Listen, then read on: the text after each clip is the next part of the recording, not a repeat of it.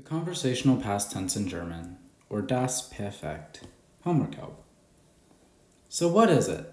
It's the most commonly used tense in the spoken German language. To form it, you use a form of haben or sein, and then use a past tense participle at the end of the sentence.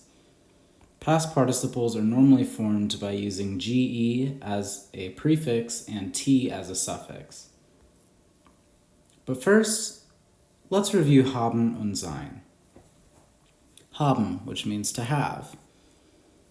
I have, you have, he, she, it has, we have, you all have, they have, and you formal have. Hopefully these words are familiar to you and this is a good review. Same with ich bin, du bist, ist, wir sind, ihr seid, sie sind, sie sind.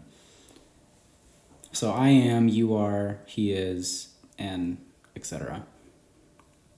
First, let's start with some regular perfect verbs. Kaufen, which means to buy. Ich habe Schuhe gekauft. I have bought the shoes. Or if we're translating it literally, I have shoes bought. Hat Schuhe gekauft. Ihr habt Schuhe gekauft. Und wir haben Schuhe gekauft.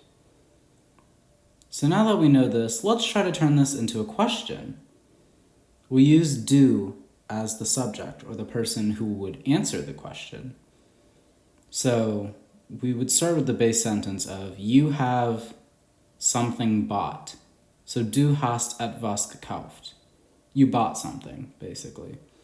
Then, to change it into a sentence, you put the verb at the beginning. So hast du etwas gekauft? Have you bought something? Next, let's move on to besuchen.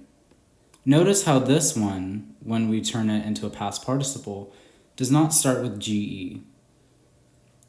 So instead of gebesucht, it's just besucht.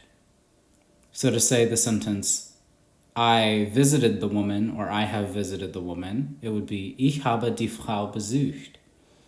Then er, ihr, und wir. To form questions with this, we would start with hast du. So have you, the woman, visited? Or have you visited the woman? Hast du die Frau besucht? So you know how at the beginning I said you could use sein or haben. Let's look back at how I only used haben in this section. Why did I only use haben in this section? Well, all of these verbs can take an object. So you can buy something. You can visit someone or somewhere. Next, let's move on to the irregular perfect tense. The verbs we're going to use in this section are tragen, gehen, and schwimmen. So tragen, which means to wear. To say it in past tense is I wore. So for this sentence, we're going to use shoes as an example. To say I wore the shoes, or I have worn the shoes, it would be ich habe die Schuhe getragen. Du would be du hast die Schuhe getragen, and so on. So notice how this one doesn't end in T. It's not getragt, it's getragen. This is what makes it irregular, is that it ends in en instead of a T.